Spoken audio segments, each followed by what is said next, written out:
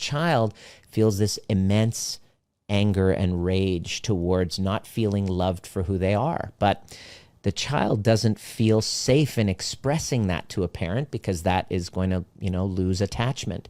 Child is not going to do that. So the child takes that anger and rage and turns it inward.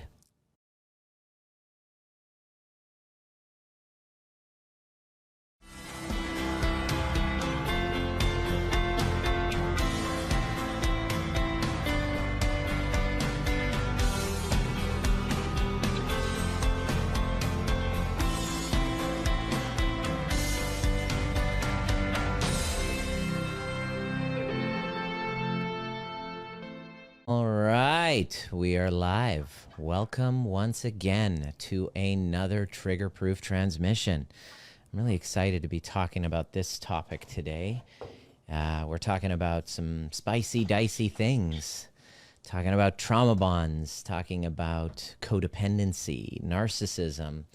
And as always, these conversations are spurred on from the conversations that come up in our Cycle Breakers Collective and Portal communities. And before I begin, some housekeeping.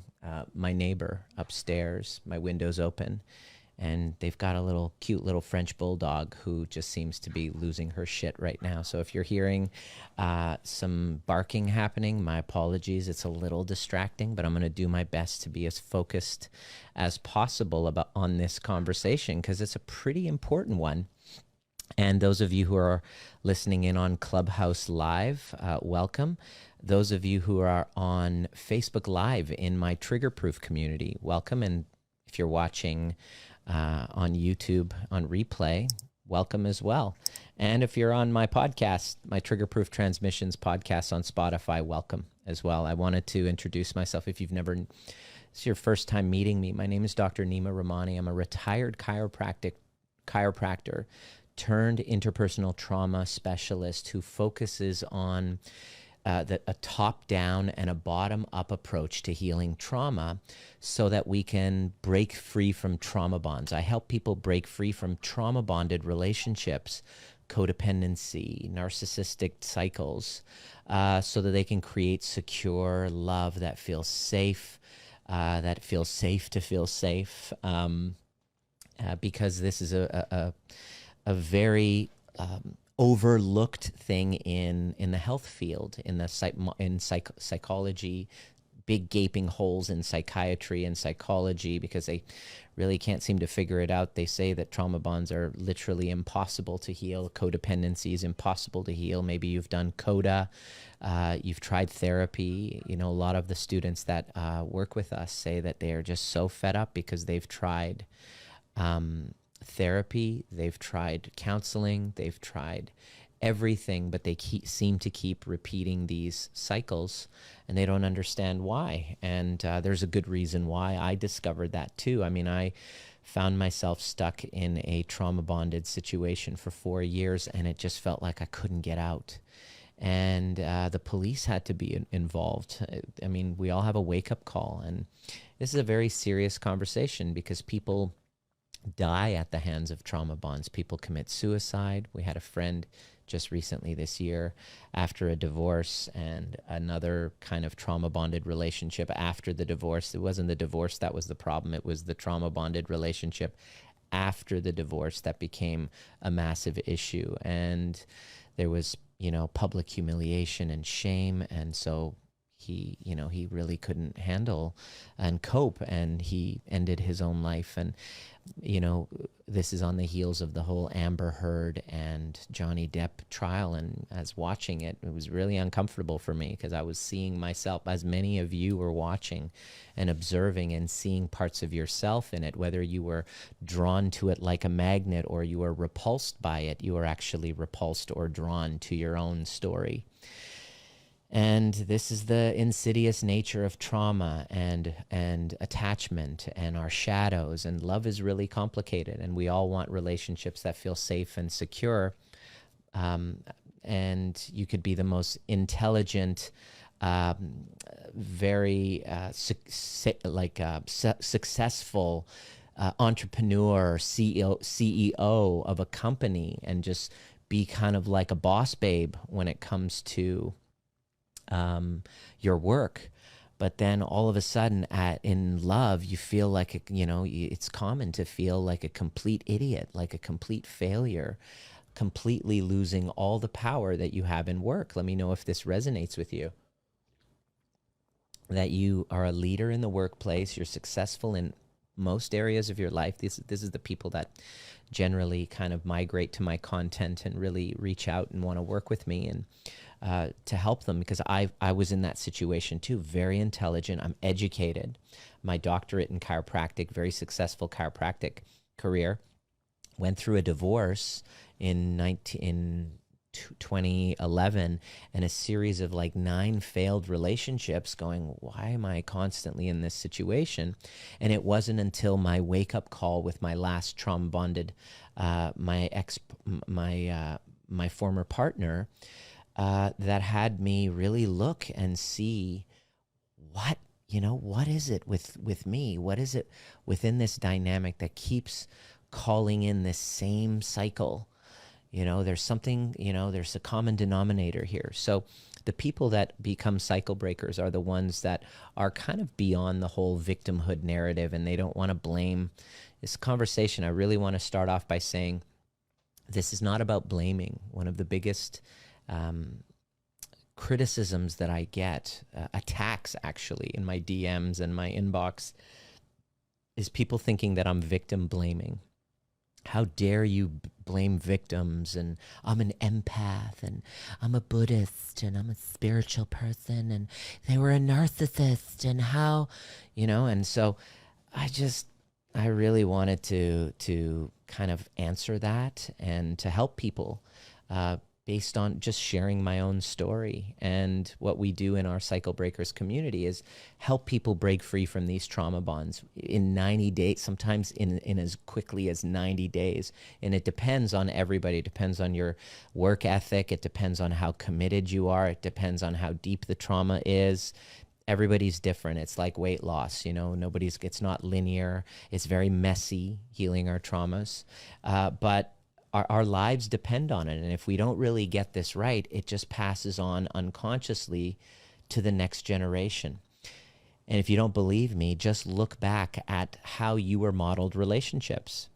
Chances are, if you're listening to this, if you're in my universe and you're listening to this transmission, it's because you were at the effect of a codependency growing up. Your mother and father, there was some sort of a trauma-bonded codependency type of thing going on. And so today I wanted to talk about some excuses that I was telling myself that kept me staying a little longer than I would have had I done my healing work, had I actually healed my attachment wounds, and had I integrated my shadows and learned how to regulate my autonomic nervous system and deal with the flashbacks that would come up in trauma-bonded relationships.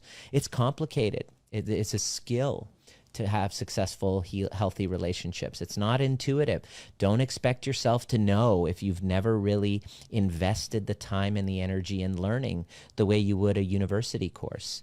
But I remember, in that moment after my last relationship with my former partner really became volatile, I sat there and I looked in a mirror and I said, how the fuck did I get here? How did it become so abusive with the two of us? We were both so abusive with one another. I got violent.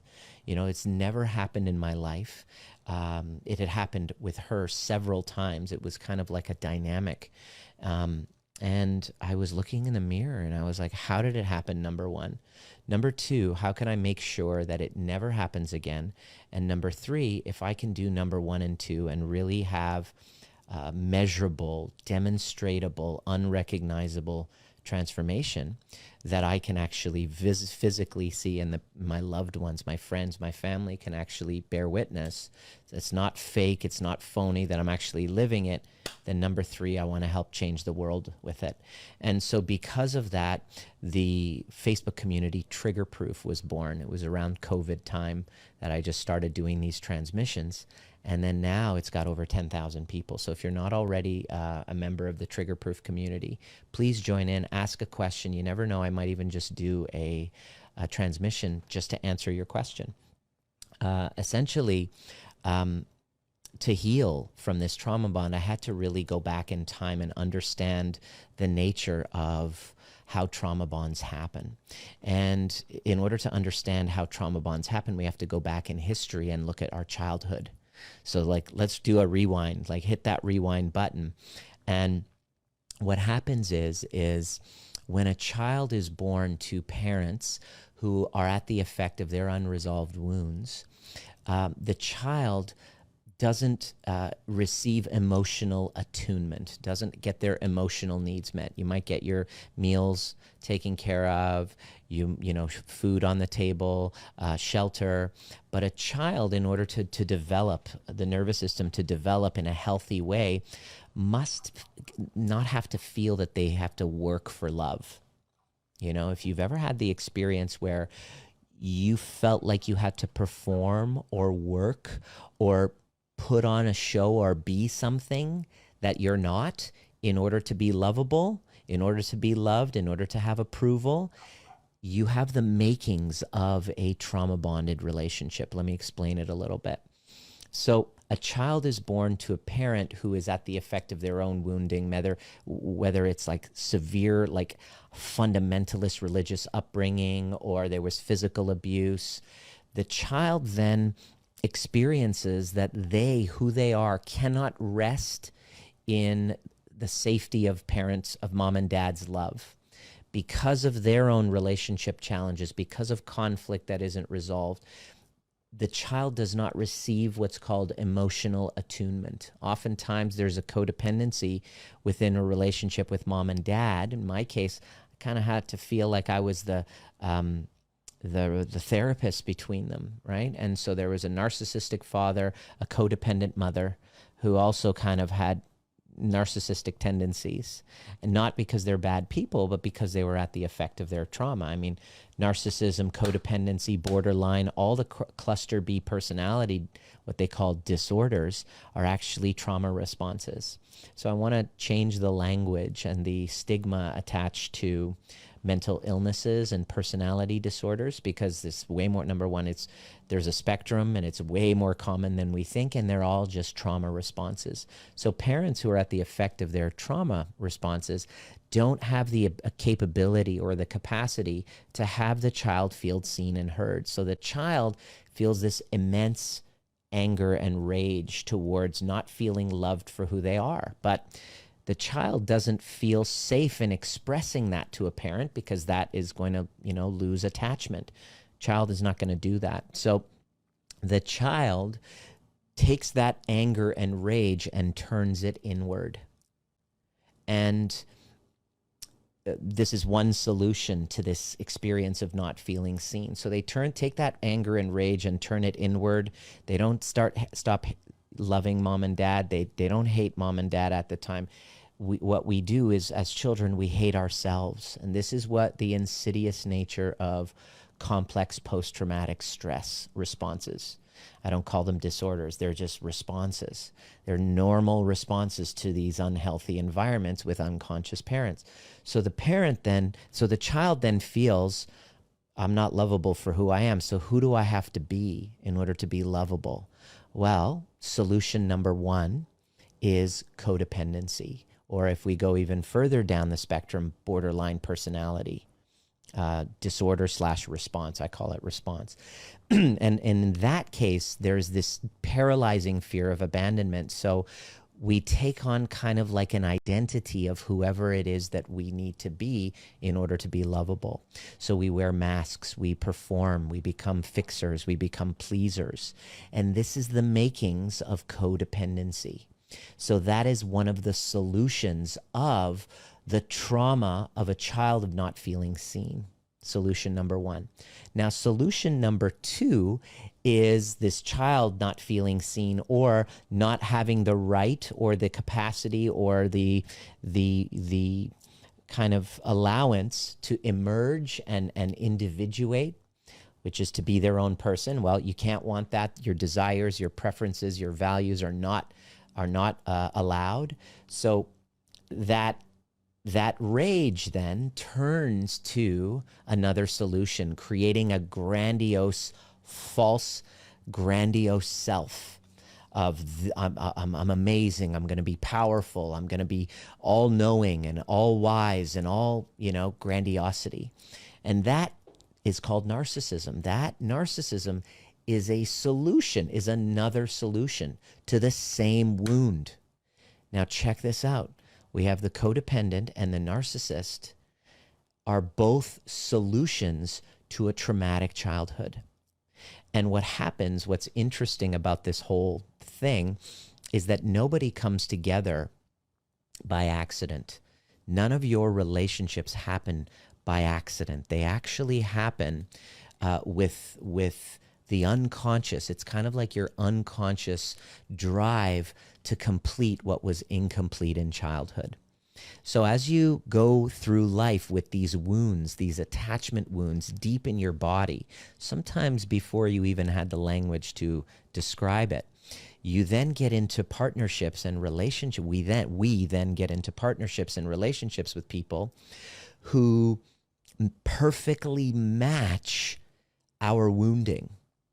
So if you've ever had the experience of, love at first sight, the sparks are flying, this instant chemistry. Oh my God, I feel like I've known you all my life.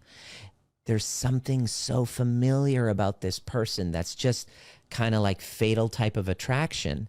It's because you guys have kind of mirrored woundings. That's the makings of a trauma bond. Quite literally soulmates. They're soulmates. So the narcissist then sees something within the codependent behavior that helps them complete what was incomplete. And what'll happen is in the first phase of this highly dopamine, sexually charged kind of experience, the narcissist part will love bomb and say, you're amazing, you're like the most beautiful thing. And so this, all of a sudden, this codependent who feels completely insignificant, who feels unlovable, unseen, unheard, now gets to experience self-love through the gaze of another. So when people say, oh my God, he just hooked me in and had me fall in love with him, and he was a narcissist, and oh, he love bombed me. You're a victim to love bombing. Those codependents that say, I'm a victim to love bombing, kind of take a pause, because what's happened is it's not them that we fall in love with. It's the idealized version of ourselves.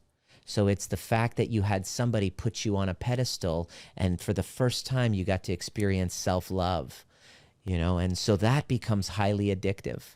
And what happens is, because the wounding is so similar, and to say that narcissists don't have empathy, I'm an empath, he's the narcissist, I'm blameless, I'm innocent, I'm the empath, I'm the codependent empath, I'm innocent, they're the narcissist. Well, there's a reason why to say that narcissists don't have empathy is wrong, because how is it that they were able to tell you exactly what you needed to hear to let down your entire guard? Well, because they can read people, because of the wounding. And so there's two parts, right? And here it is. The narcissist is a covert codependent. And the codependent is a covert narcissist. In other words, with the love bombing phase, what happens is that the narcissist turns you into a narcissist. It's not them that you fall in love with. It is the reflection of your amazingness. And so for the first time, you love yourself, and that's where we become addicted. So the defense strategy for these dynamics, trauma-bonded dynamics, is self-love. The problem is, if we were raised with complex trauma from parents that are unconscious, who they themselves don't have kind of a handle on their own reactivity, are abusive, are emotionally abusive, emotionally neglectful, addicts, dealing with their own mental illnesses, the child then learns that they don't deserve to get their emotional needs met. So we start acting out these dynamics in our relationships. And this is exactly what happened with my former partner. In the first phase of our relationship, she completely, it was at a time where I was very vulnerable, where my confidence was at an all-time low. I have this methodology called the overview method, and I know that it helps people heal from past events. And she saw a video of mine, and she came and invited me to her cafe at the time. She was self-diagnosed as celiac, never had a test, but she said, I can't eat gluten. And I just said, hey, I have this technique and I can really help you with it. And so she invites me to her cafe. I take her through this methodology. Within an hour, she was able to eat banana bread, and she was never able to do this before. And it was like, her mind was blown. And in that moment, she was like, oh my gosh, he's going to rescue me. So here's the other kind of part of the codependent dynamic. Remember the word dependent, codependent. What do you think that means? Her, at a moment of weakness in her life, was a transitional time. She was, also was a madam in a former sex worker. She was running an online business with other sex workers, supporting them. She was a madame, also having this gluten-free kind of cafe. And she wanted out. She wanted out, and she wanted something legitimate. The cafe was going down, and boom, she sees me with this kind of coming to this place from my chiropractic practice where I was ready to leave. I was just ready to leave, but I didn't have the confidence in myself at the time. But I knew that people weren't getting healthy just with chiropractic alone if they had unresolved attachment wounds. So I really wanted to help people with that. I just didn't have the confidence to make the big leap. So I meet her, and what happens is she needed rescuing because of her situation, because of my lack of confidence, and I was working with her. Her gluten sensitivity all of a sudden mysteriously faded, and now she became my biggest fan, my biggest follower, my supporter, and she started putting on events and telling her story. And so, wow, all of a sudden she rescued me from a state of lack of confidence, and I rescued her from that old life that was kind of burning. That life was kind of burning and exhausting her. And here I was, healthcare provider, having these tools and this possibility. And so it was the perfect rescue operation. And so trauma bonds, please, the reason why I'm sharing this with you is that if you look back in your history, not just from childhood, if you're following along, you'll notice that you and your partner, if you're in this codependent cycle, you started off as a co-rescuing operation. So what do we know about rescuers? What do we know if you've ever experienced, being the damsel in distress or needing rescuing because you were lacking confidence like I was? That the rescuer in this drama triangle, we talk about this at the overview experience. I really help people kind of unpack their codependency and the toxic trauma bonded dynamics so that they can have secure relationships. What we discover in this drama triangle is that there's always a victim, a rescuer, and a villain, perpetrator. And what happens is it begins as a rescue operation, and the rescuer always ends up getting frustrated because they're not getting appreciated. It's not working for them. So the victim who you're rescuing always ends up getting frustrated because you can't rescue someone.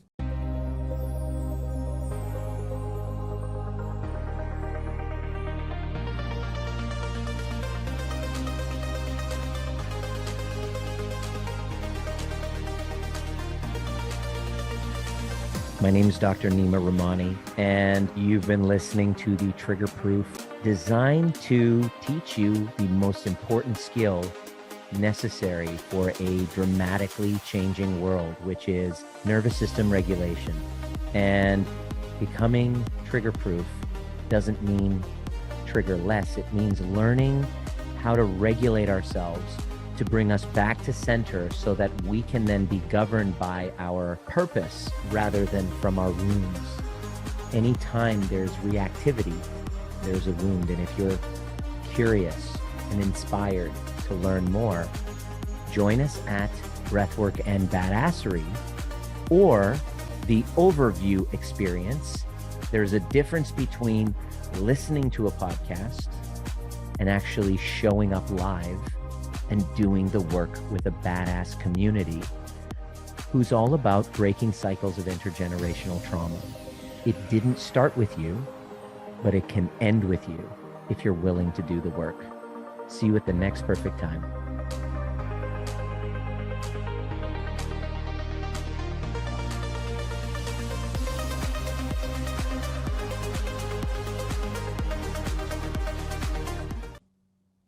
And then the victim always ends up turning then into the perpetrator. And then the rescuer then feels like the victim. And then the victim all of a sudden gets pissed off and then turns into the perpetrator. And perpetrating is also turning your back on someone and leaving. That's a form of perpetration. So this is the toxic, trauma-bonded drama triangle that we all get into unconsciously, because nobody gets together by accident. No two people connect just by chance. They, like myself, are calling in the perfect soul as the soulmate to try to help us complete what was incomplete from our childhood dynamics, if we do the work. If we don't do the work, and I'm going to explain to you the difference between doing the work versus the fake work that I was doing. I don't want to call it fake work, but it just wasn't capturing it. And this is why people message me and I've done therapy, it's not working. And people say this is the one thing that's worked for them, our trainings, because it goes deeper than therapy. Is we have to, if you go to a therapist or a coach and you're talking or you're doing mindset work about this drama triangle, about these trauma bonds, most of these woundings happened long before we had the language to describe it. So if we don't approach this from what we call a top-down and a bottom-up approach, top-down is, the cognitive, CBT, talk therapy, Landmark, DeMartini, all of that great stuff that I love. Byron Katie, love her. But I had only been doing that. So I kept repeating these cycles, trying to DeMartini it or do the Byron Katie work on it. And we couldn't break free. I even tried anger management. We both did anger management. And still, it helped because we were conscious of it, but it didn't take away the stored survival stress that was in the body. That was not accessible to me. And I had to wait for a wake-up call like many people do. And what are the wake-up calls? A health crisis. You get diagnosed with an inflammatory bowel, Lyme disease. What else do you get? Digestive disorders, immune, a lot of our students, they get thyroid issues. This is all unresolved rage and trauma and betrayal and heartbreak that we do not have the skills to actually express through our system. So it gets stuck there. And talking about it does not resolve it. And so I had to go deeper. And I went inside, I went into my body, and I learned how to autonomically regulate. And there was no programs or therapies that could do it. I had to actually piece it all together, and it turned out to be a blessing in disguise, because this is exactly the pillars, the 5 pillars of our Cycle Breakers portal that actually help people break free from these trauma bonds and create secure relationships. Sometimes leaving the situation that they're in, having the courage to leave, and sometimes by virtue of a rising tide lifts all boats and the changes that they make, their partner all of a sudden transforms and the relationship transforms. The family dynamic changes. Your parenting starts to improve.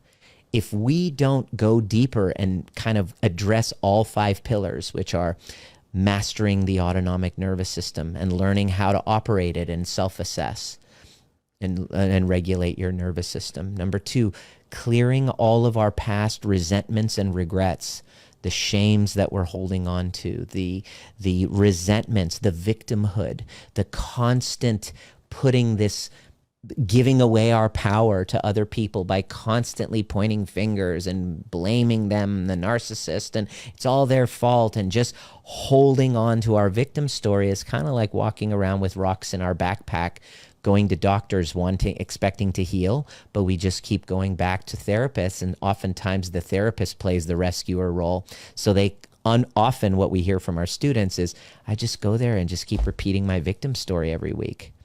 They just keep me stuck in my victimhood. And whether you have challenges with your children or whether you have challenges with a past, many therapists, psychologists, psychiatrists aren't trauma informed. They're great people, but they don't actually learn how to empower you. Keeping you stuck in your narrative is a good way of keeping you a client for life. Right. And so this is what I'm just mirroring what most of our students say is, I'm just do breathing techniques and all this stuff. I'm still stuck in my victim story. To heal, we got to go deeper than the story, and we got to go to the perceptions and the narrative that's happening in your nervous system and the stored survival stress that causes us to react and get triggered and have these emotional flashbacks. And to learn how to connect with our emotions and to give space for emotions like shame, emotions like anger, emotions like guilt. Our intolerance of these emotions keep us stuck in codependency. And it just feels safer to just blame the other person because we're stuck. And we've tried everything. And I'm here to tell you, there's a new possibility. And that possibility is to take ownership for what we project in the other person, and to really see that the narcissist that we're pointing the finger to is in that situation because of parents that we're unable to see them. And if we keep pointing the finger, we're ignoring that there's 3 fingers pointing right back at us. And a lot of the students that we work with are just blown away when they're like, holy shit, I've been blaming him for being the narcissist. I've turned into the narcissistic, emotionally dead mother who was at the exact same relationship cycle as my mom and dad.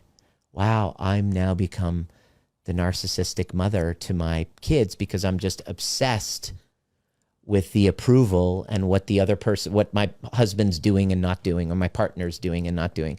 By the way, it goes both ways. It's not just men who are the narcissists and the women who are the codependent. It actually works both ways.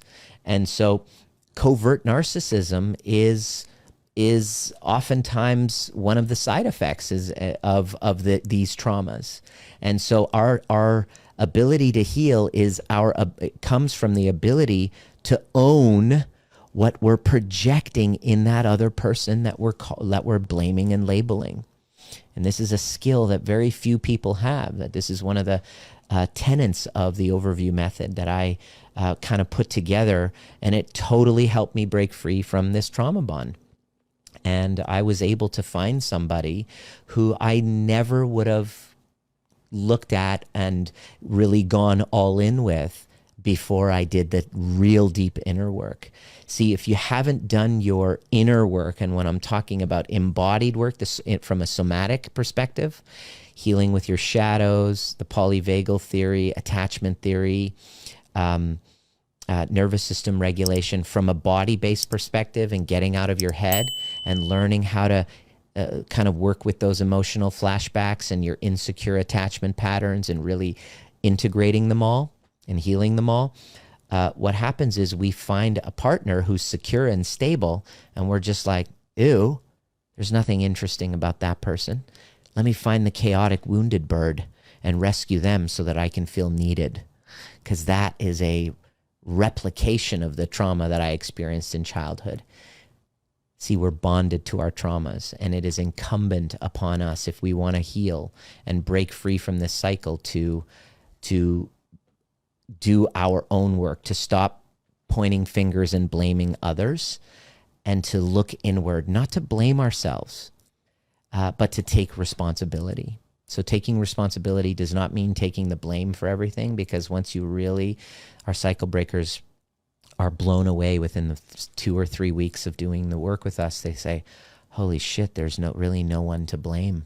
When you look at the generations of oppression, codependency, volatility,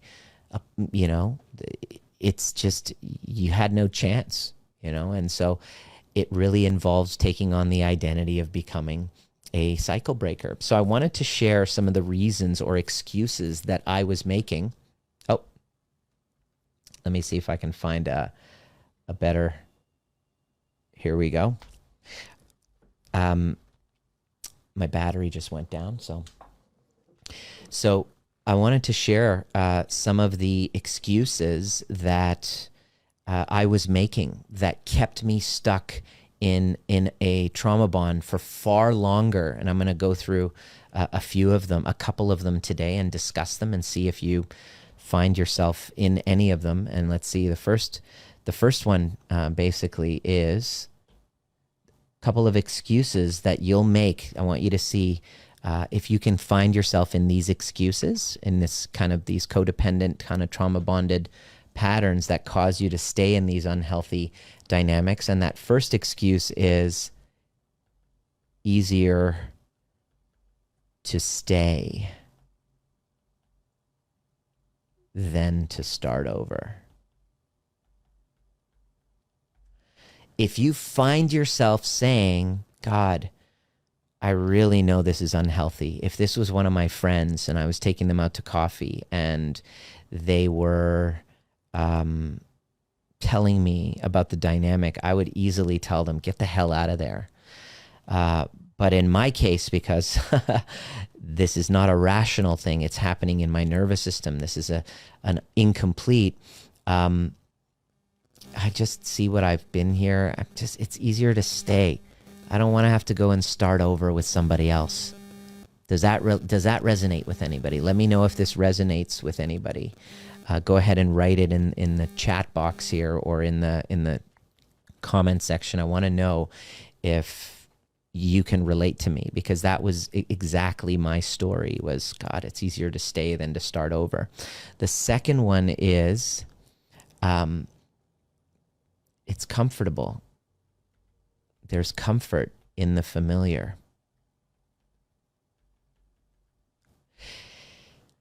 One of the dynamics that my ex and I would have, I'm just putting that in, one of the dynamics that my ex and I would have was, when I asked for space, she just pushed harder and harder and harder.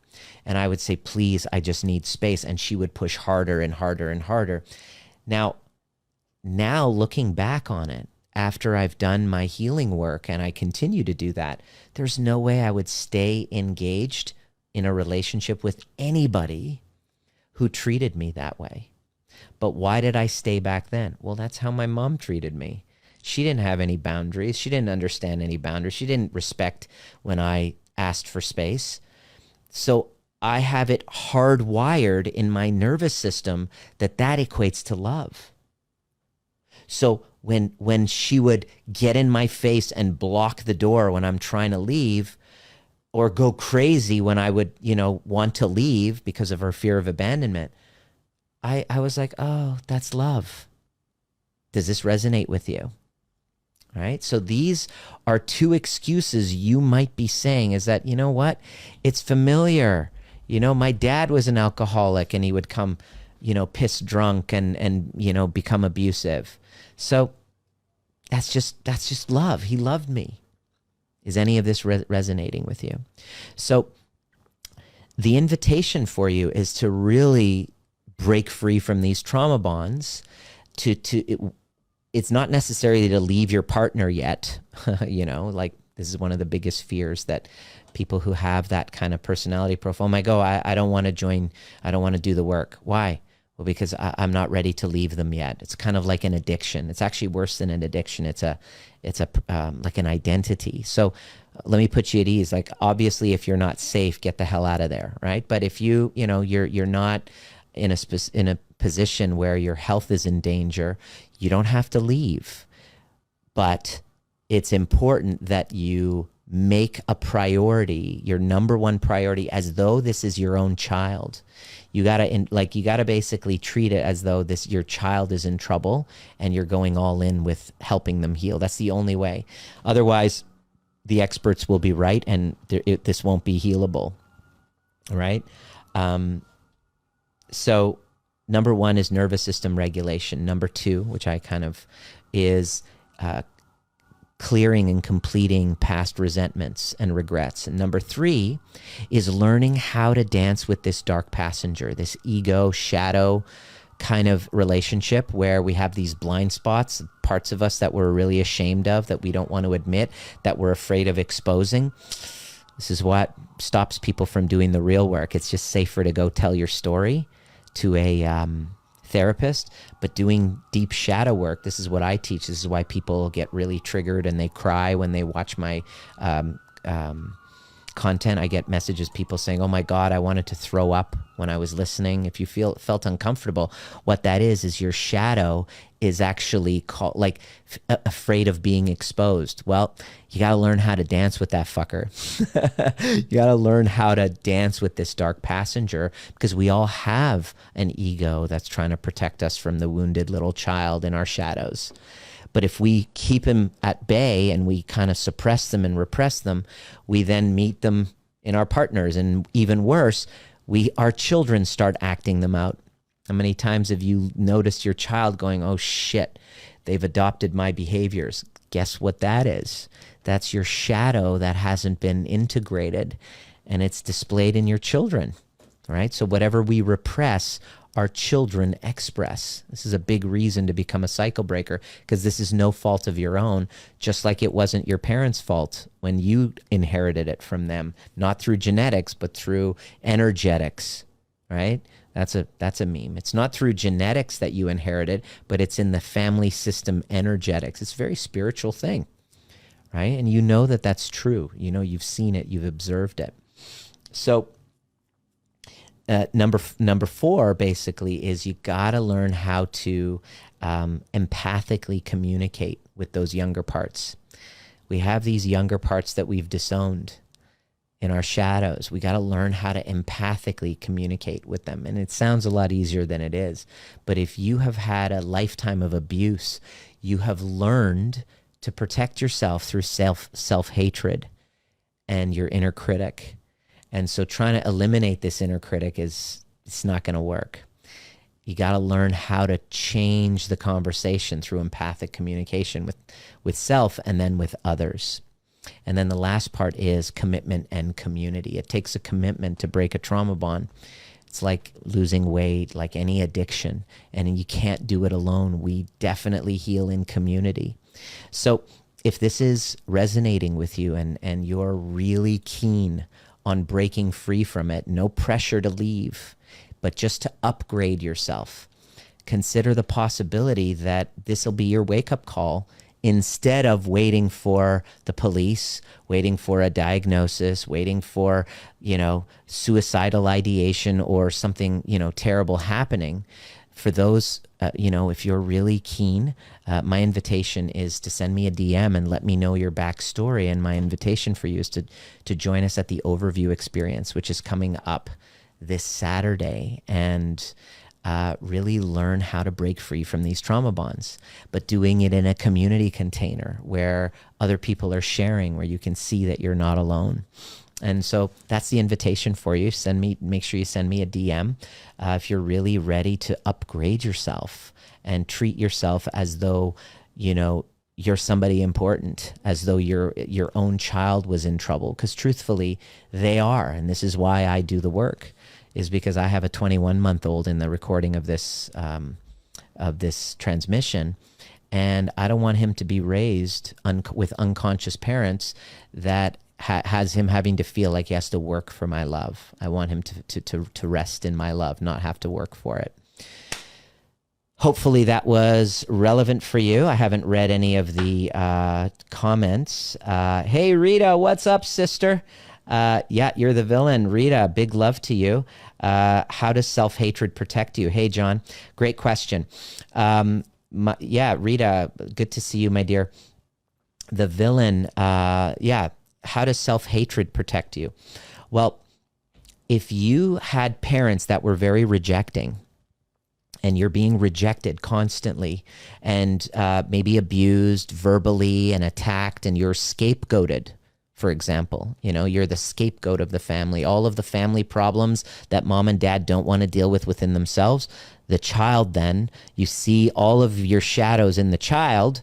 Now the child is the problem. That way I don't have to look at myself, right? And the child feels this deep sense of rejection. And so what does the child do?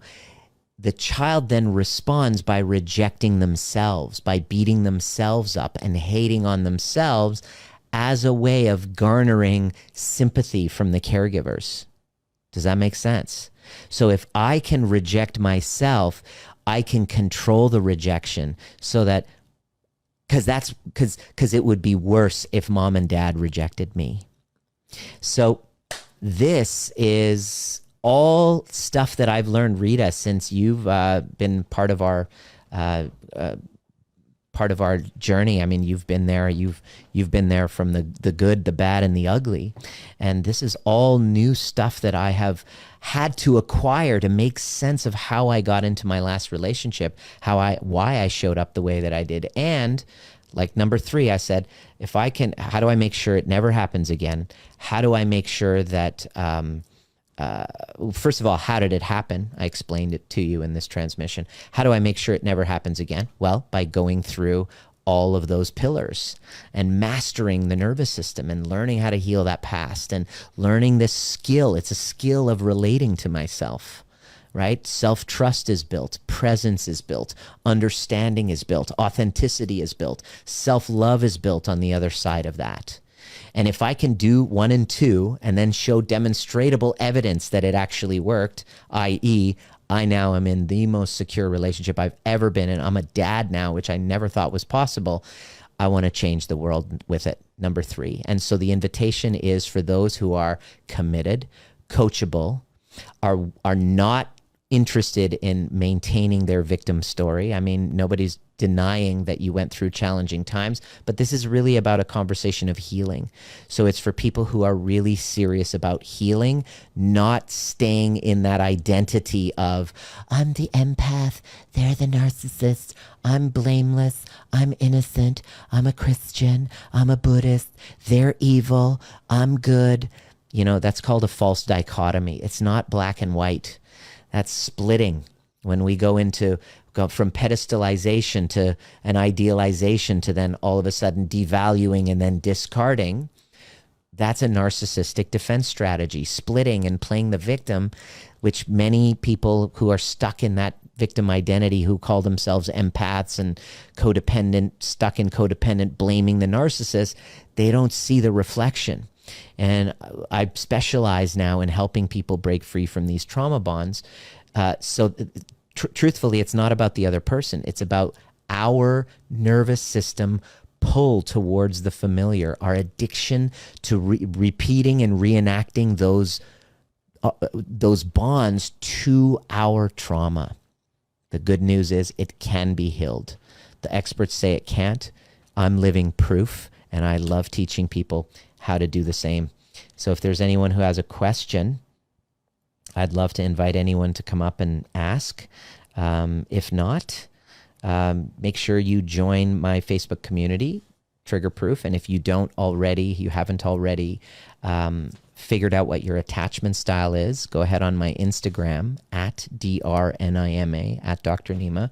The link is right there on my profile on Clubhouse, and fill out the attachment style quiz, find out what it is.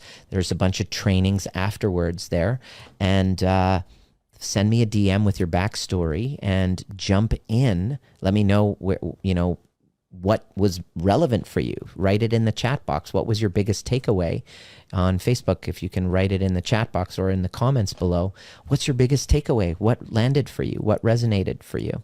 And I really look forward to seeing you at the next perfect time. Oh, we got one person who has a question. All right, I'm going to give you an opportunity to one person. All right, come on up. Welcome, Teresa. Thank you. So you mentioned that you have a small child and that you want to raise him without the trauma Yes. that you were raised with and that was foreseeable in your last relationship, right? Yes. Okay, so my children are adults. I have grandchildren, and I'm wondering about the trauma that you've they passed were down. raised. Yes, exactly. Yeah, it's a very common question. So you're wondering about it. What are you wondering about it? What's your question specifically about it? Yes, you have. It doesn't make you a bad mom. Right. This is what this happens. All of our cycle breakers, they're weeping when they start learning. And by the way, this is one of the things that'll prevent you from wanting to do the work because of the guilt and the shame of realizing, holy shit, I didn't realize that I did. But we have to have this conversation, Teresa. So the first thing I want to tell you is you're not a bad person. You're unconscious, right? And no, it's not too late to break the cycle. Is your mom still alive, Teresa? She is. She has Alzheimer's. Okay. But imagine if your mom, how old are you right now? Do you mind me asking?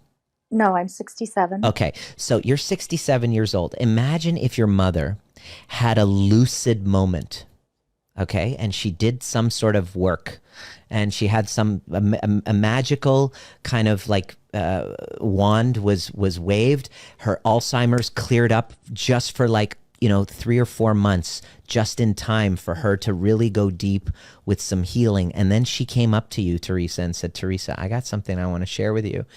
There was a lot of stuff that I did because I wasn't aware, and I just wanted to sit and really and hold space and hear what it was like for you. And that must have been really hard, and share with me. You're 67. Would that not have a profound impact on your healing?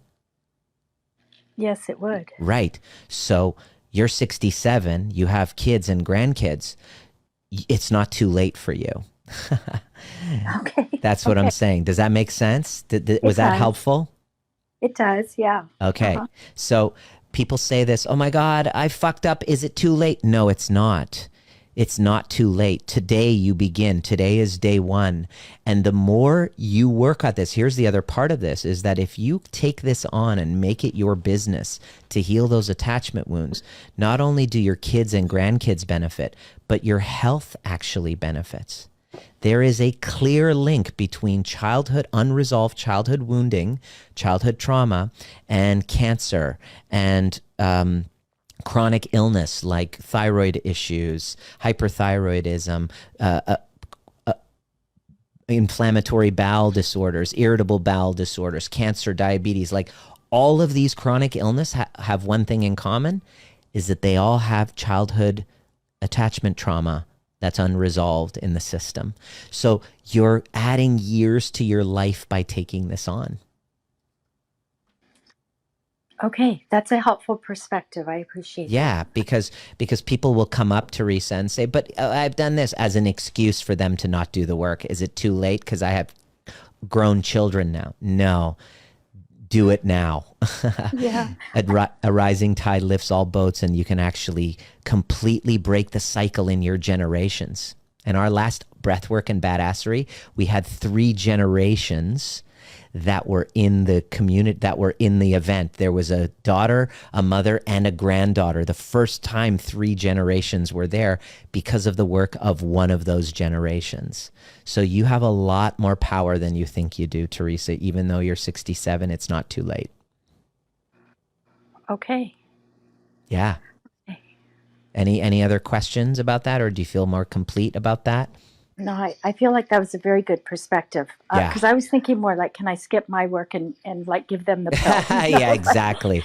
Yeah, that's what everyone says is like, this is a classic, especially when moms send their kids to psychologists and psychotherapists. The parents who are very loving and well-meaning, unfortunately, are missing the boat, because it's not about the kid in front of you. It's not about the child in front of you. It's about the kid inside of you.